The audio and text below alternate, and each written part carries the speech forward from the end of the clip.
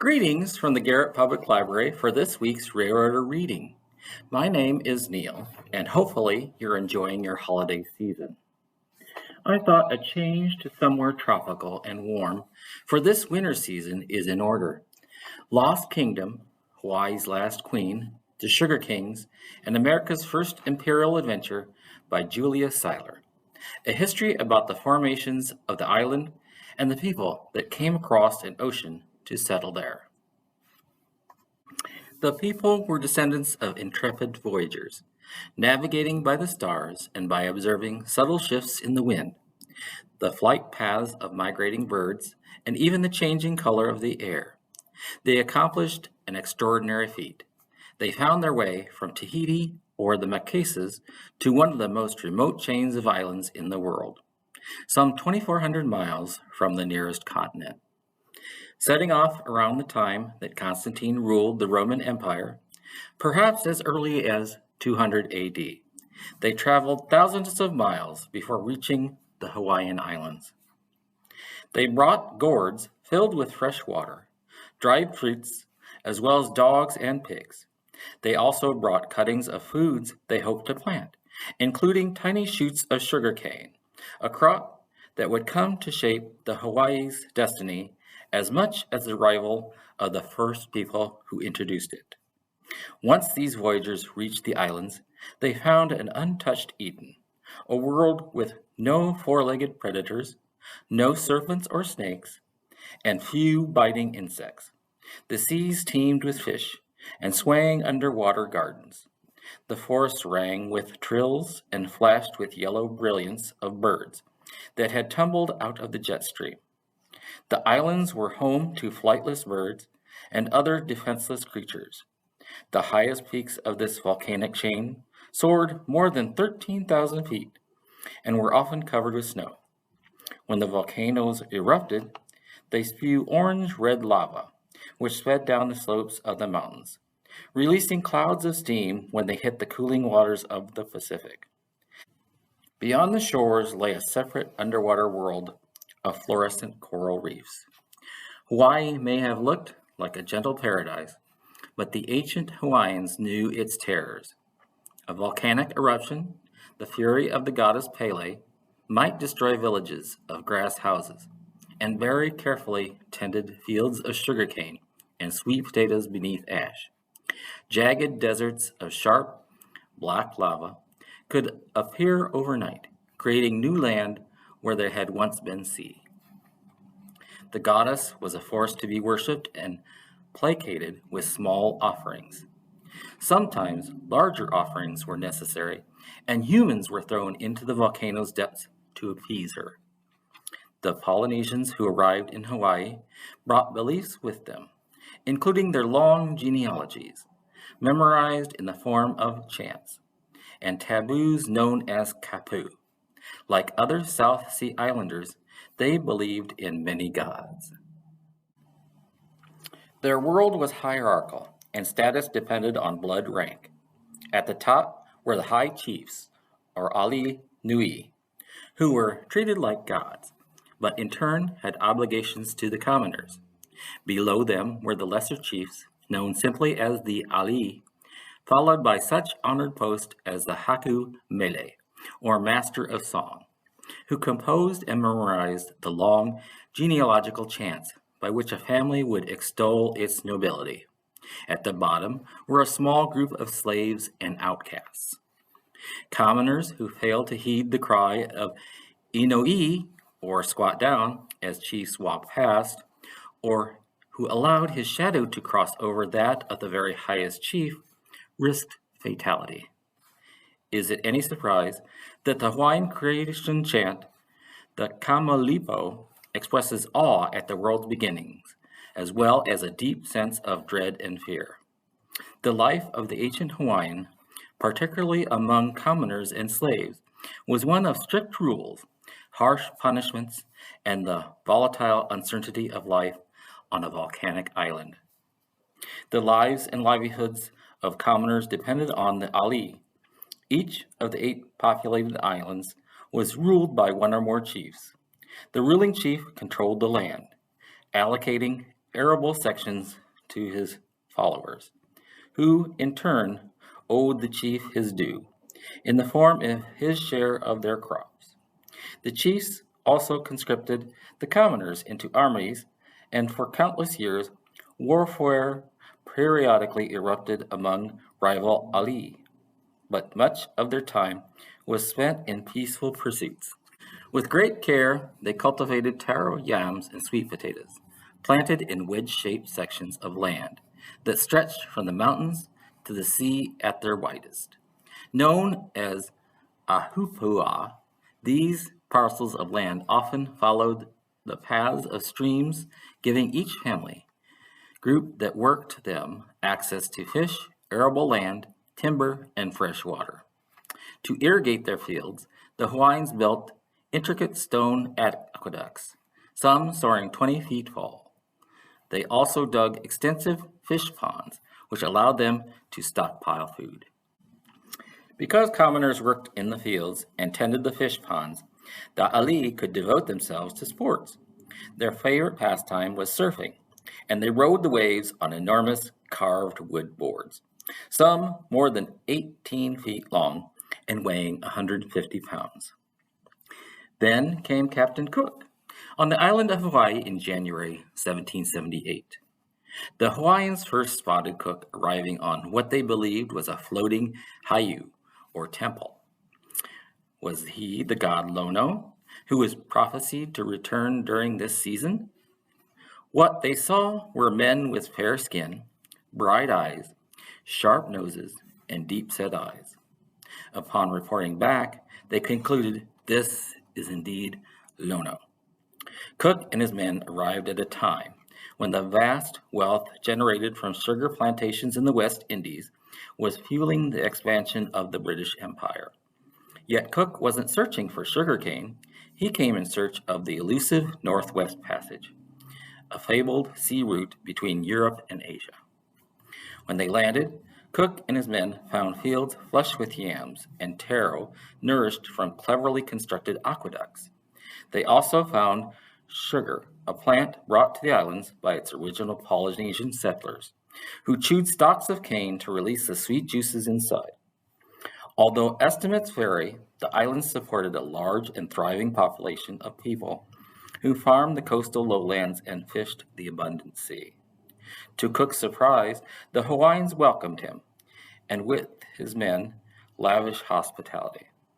They landed during the season when the Hawaiian worshipped the benevolent fertility god Lono, and Cook was venerated as the god himself, or at least his emissary. To honor the Earl of Sandwich, who was then First Lord of Britain's Admiralty, Cook named the islands after him.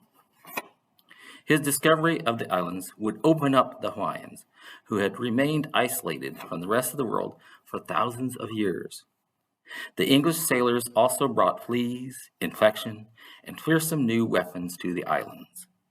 One young chief who visited Captain Cook aboard ship was Kamehameha, a powerfully built man standing over 6 feet tall. Within minutes of climbing aboard, Kamehameha was examining every part of it. The surgeon, who asked Kamehameha if he'd like him to explain how a compass worked, came to regret his offer, because the chief questioned him continually until he learned it.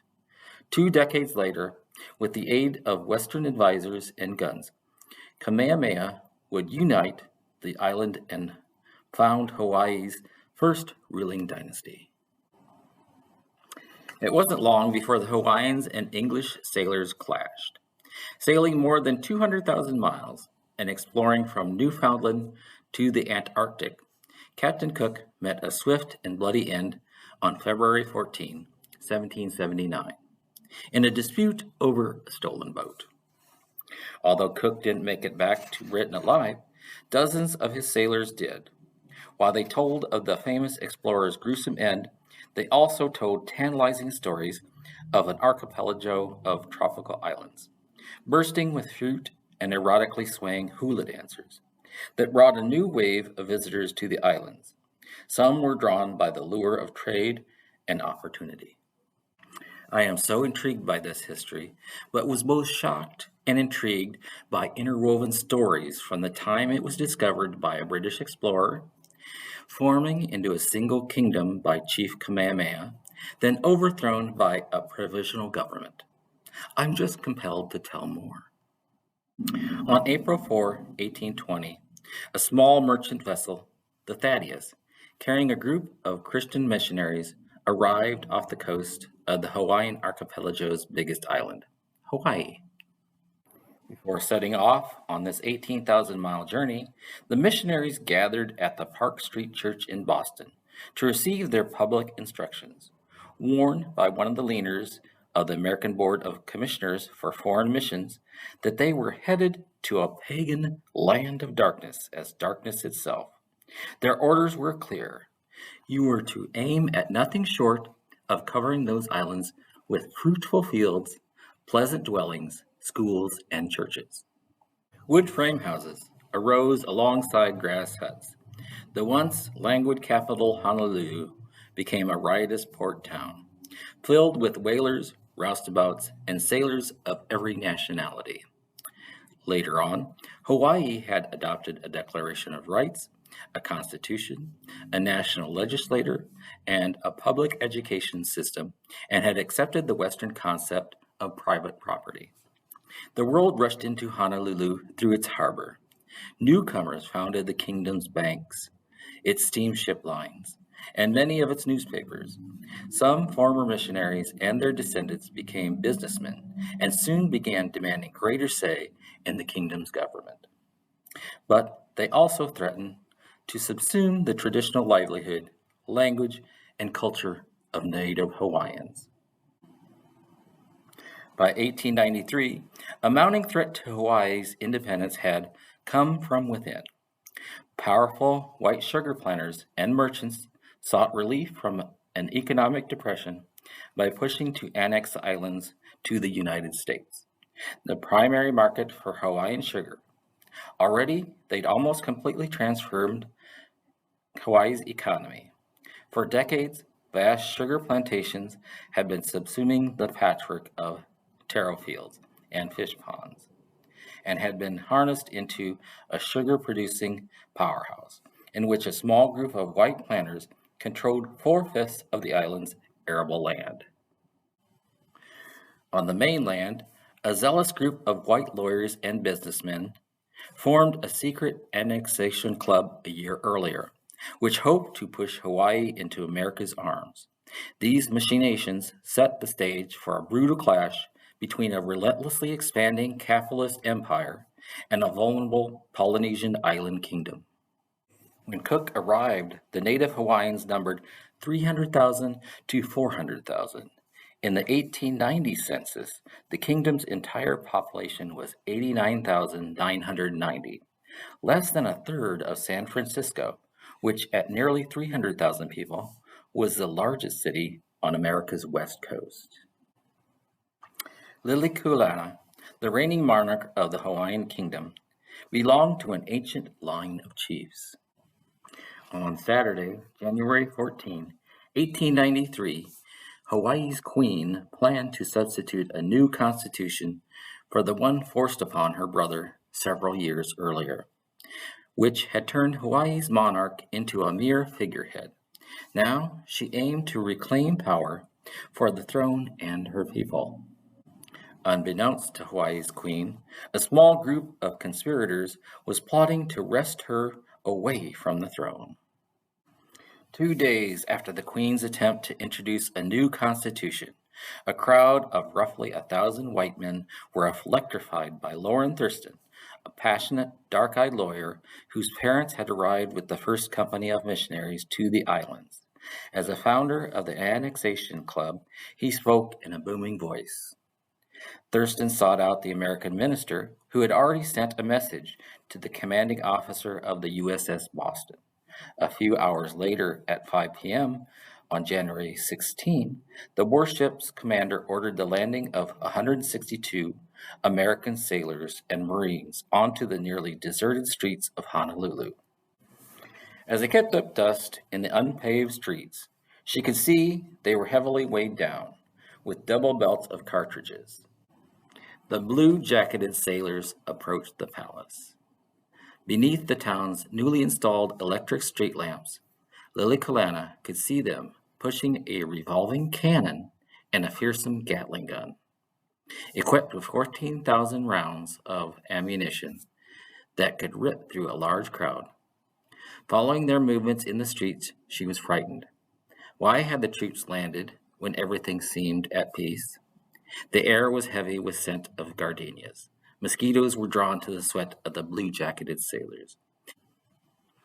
As the troops marched past the palace grounds, accompanied by drum rolls, they hoisted their rifles to their shoulders and seemed to point them in the Queen's direction. The Queen stood watching the troops, facing an impossible dilemma. Should she remain civil, risking her overthrow and the surrender of native Hawaiian culture and sovereignty? Or should she order the troops under her command, outnumbering the Boston's force by nearly 4-1, to fight back? To do so risked inciting the slaughter of a race of people that was already disappearing, decimated over the years by smallpox, syphilis, and measles. Epidemics had carried away tens of thousands of native Hawaiians, who had little resistance to the deadly viruses that swept regularly through the islands. If her people fought off the Americans, would the British, French, or possibly even the Japanese swoop in to replace them? American history textbooks have largely overlooked how a small group of businessmen, many were descendants of early Christian missionaries to the islands, managed to overthrow a sovereign kingdom. Most tourist guidebooks simply note that the historical curiosity that Hawaii was once an independent nation, boasting the only former royal palace on American soil. Well, I shall say aloha until the next time we virtually meet. Be sure to tune in next week for another staff member's story.